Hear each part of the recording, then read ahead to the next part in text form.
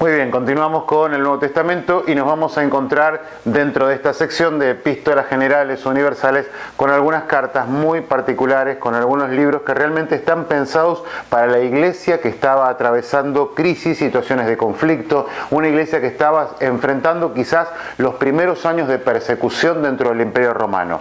La primera carta que nos vamos a dedicar en este momento, en esta parte de la clase, es la carta de Judas, y tenemos que era uno de los hermanos del Señor Jesucristo, y esto lo tenemos allí en Mateo capítulo 13, versículo 55, donde nos dice: ¿no es este el hijo del carpintero? La gente se pregunta respecto a la trascendencia, la historia y la procedencia de Jesús. Y además hay una referencia y dice: ¿no se llama su madre María? La conocemos nosotros a ella también. Y sus hermanos Jacobo, José, Simón y Judas. O sea, esta familia que de alguna manera tenemos este relato, y de la misma forma nos vamos a encontrar con la carta a Santiago en el Evangelio de San Marcos, las referencias a la familia de Jesús, nos dan por sentado esta importancia de remarcar que María, de hecho, en el nacimiento de Jesucristo era una mujer virgen, pero posteriormente, no conforme a la tradición católico-romana, ella no permaneció en esa situación de virginidad en relación a tener una vida sexual, marital con José, sino que literalmente la Escritura nos menciona. Algunos intérpretes del otro lado de la teología nos van a sugerir que eran primos hermanos, pero la Biblia nos habla acá directamente que eran hermanos, que eran una relación filial, eran los hermanos de Jesús. O sea, debemos entender que José y María posteriormente al nacimiento de Jesús tuvieron otros hijos. Vamos a pasar a otro de los aspectos que es importante. En este momento en el que Judas escribe, la generación de los apóstoles había fallecido. Ya había terminado esa generación de apóstoles, hombres que habían convivido con Jesús, como lo diría Juan más adelante, después de esta carta. Él dice: lo que hemos visto, lo que hemos palpado, lo que han palpado nuestras manos, lo que ha acontecido, pero nosotros fuimos testigos presenciales. En este momento ya prácticamente la gran mayoría de los apóstoles han muerto. La iglesia está enfrentando una crisis de liderazgo, una crisis, como vamos a ver en la carta a los hebreos posteriormente, de persecución, y en algunos casos hasta parte de la iglesia se siente tentada a retroceder. Por eso Hebreos va a decir esto: no somos de los que retrocedemos. Sin embargo, acá tenemos esta carta que nos está de alguna manera planteando situaciones de conflicto, y a un trato de Dios como se dio en el Antiguo Testamento, parte puede darse también en esta realidad que está viviendo la iglesia contemporánea, la iglesia primitiva. Mención de obras apócrifas. Nos vamos a encontrar acá con dos relatos que son de alguna manera mezclados para ser asimilados en esta breve carta de Judas respecto a la asunción de Moisés, y esto está también de alguna manera reflejado en el libro de Enoc. Ahora, cuando pensamos en esto, es ese relato que habla de que el arcángel está peleando por el cuerpo de Moisés en Judas 9. Lo que nosotros tenemos que entender que esto de alguna manera no estaba en los relatos históricos. Nosotros teníamos la referencia del libro de Deuteronomio, los últimos capítulos, donde nos va a hablar acerca de la obediencia extrema de Moisés, la directiva de Dios de que subiese al monte, que mirara la tierra prometida y que allí iba a morir. Y dice la Escritura allí que Dios enterró a Moisés para que nadie supiera el lugar de su sepultura. Ahora, en esta relación que existe sobre los libros apócrifos, hay una tradición que se plantea sobre la pelea entre Miguel, el arcángel Miguel, por dónde guardar, dónde proteger, dónde de alguna manera resguardar a este hombre que fue tan importante para la historia de Israel. Algo más que nos podemos encontrar es el propósito de la carta de Judas: es advertir contra las falsas enseñanzas. Hay una aparición que ya hemos mencionado en las cartas que Pablo escribió respecto a distintas herejías, distintos pensamientos, distintas conductas. Ya no son los judaizantes solamente, sino que hay herejías que están de alguna manera tratando de tergiversar, de pervertir el mensaje de Jesucristo. Entendamos, Jesucristo murió en el año 33, los apóstoles han muerto la gran mayoría alrededor del 70, el templo de Jerusalén fue destruido en el 70, la iglesia fue dispersada por distintos lugares después de la persecución de Saulo, y nos encontramos ahora con gente, como dirían otras epístolas, dispersas, con carencia de liderazgo y con muchos problemas por enfrentar en este tiempo de inicio. Hay enseñanzas que hay que prevenir.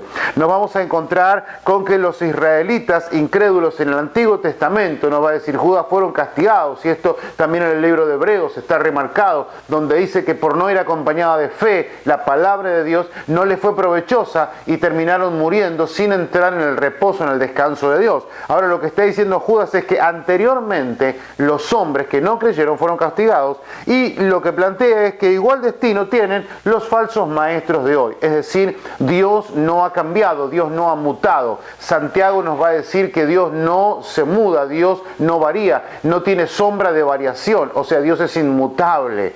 Entonces, en este concepto, lo que está tratando de remarcar este líder de la iglesia es cuidado, porque de la misma manera que Dios es santo en el Antiguo Testamento, sigue siendo santo en el Nuevo. Si bien está rodeado de misericordia, como vimos en unos minutos atrás en la clase de Juan, donde se nos habla del amor, de la relación con el Padre, esa relación filial, Judas nos va a plantear, es un padre, pero realmente también es un padre justo y un padre que no tiene problema en disciplinar y en corregir a aquellos que están pervirtiéndose ellos mismos, o en caso contrario y más problemático, pervirtiendo a la iglesia en general.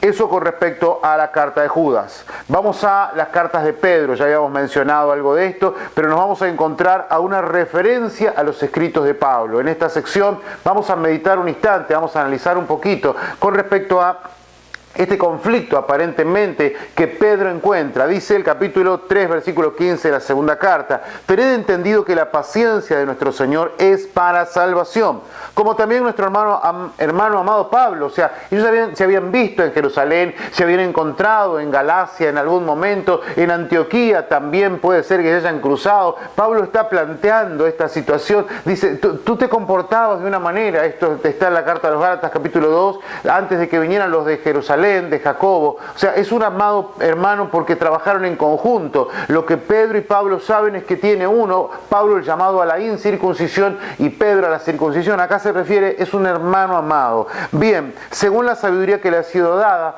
os ha escrito.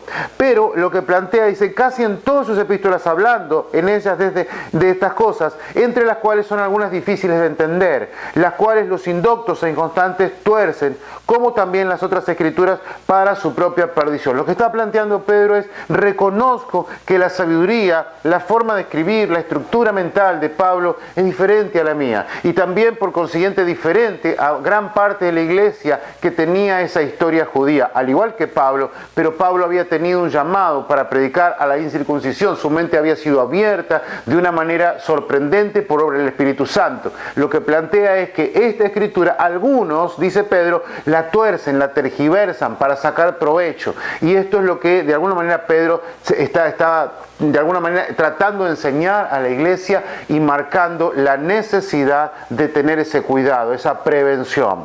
¿Qué más nos encontramos en esta carta? Hay una exhortación a la fidelidad. Aquí nos vamos a encontrar entonces con un pensamiento de Pedro de ser fiel hasta el final, de permanecer en las cosas del Señor, de permanecer en esa estructura de parte de Dios, donde voy a quedarme aquí, voy a establecerme, no voy a moverme, soy una piedra, soy una roca, soy una parte de un edificio en Dios y no puedo estar saliendo, no puedo estar moviéndome.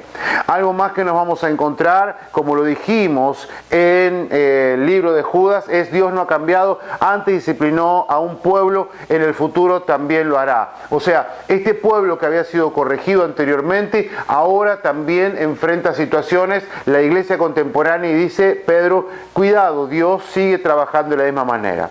Vamos a encontrarnos ahora con un pequeño cuadro que vamos a analizar la relación entre la carta de Judas y la carta de Pedro. Y vamos a ir punto por punto. Dice advertencia contra los falsos maestros. Eso lo vamos a encontrar en Judas 4, pero también lo encontramos en 2 de Pedro 1. Esto nos da a entender que había, de alguna manera, maestros itinerantes, como en la época que Pablo también estaba trabajando y se encontró, se cruzó con ellos, donde perseguían a la iglesia y llegaban con doctrinas erróneas, equivocadas o herejías.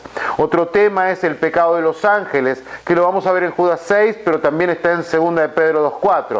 O sea, los ángeles en un momento tuvieron la oportunidad de decidir, de optar, de decidir si aceptaban la soberanía de Dios o si se rechazaban contra eso. Y de hecho, el libro de Apocalipsis nos va a plantear que Dios de alguna manera disciplinó, impidió la permanencia de ellos, de una tercera parte de ellos, que en el libro se relata como estrellas, que fueron quitados de ese lugar, que fueron echados de la presencia del Señor, que fueron disciplinados. También nos vamos a encontrar con referencias a dos ciudades que son históricamente conocidas. Más de una oportunidad en la Biblia se menciona Sodoma y Gomorra por el pecado que abundaba en ellas. Esto está en Judas 7, pero también lo encontramos en 2 de Pedro 6. Y el último tema que vamos a encontrar es el error de Balaam, este hombre que por interés financiero de alguna manera quiere pervertir la obra de la profecía, y él está dispuesto a profetizar maldición aun cuando Dios le dice que no tiene que hacerlo. En la primera instancia él recibe una directiva, esto está en Números 22 al 24,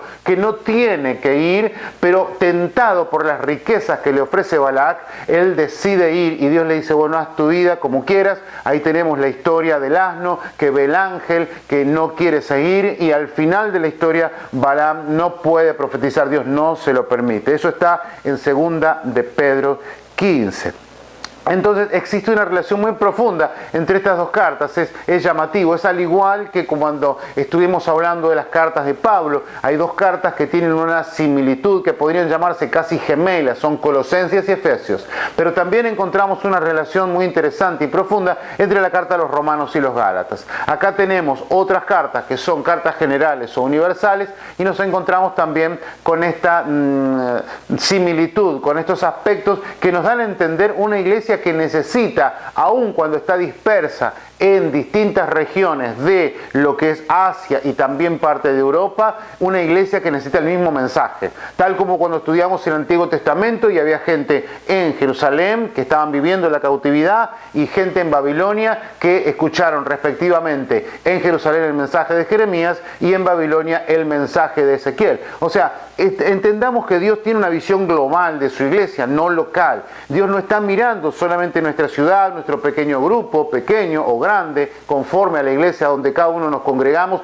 Dios está mirando mucho más ampliamente, una idea global, general. Y esto es lo que Dios está haciendo. Entonces, trabajando con Judas para un determinado grupo y con Pedro para otra sección de su iglesia. Necesitaban afirmar la fe, necesitaban cuidarse de falsos maestros, necesitaban saber que Dios, de la misma manera que trabajó y corrigió en el Antiguo Testamento, lo puede hacer en el Nuevo. Dios no ha cambiado, no ha variado su forma, su santidad y su esencia. Esto con respecto a dos cartas que tenemos. Vamos a avanzar para mirar las últimas cartas que nos tocan en la sección de esta parte 2 de elaboración del Nuevo Testamento.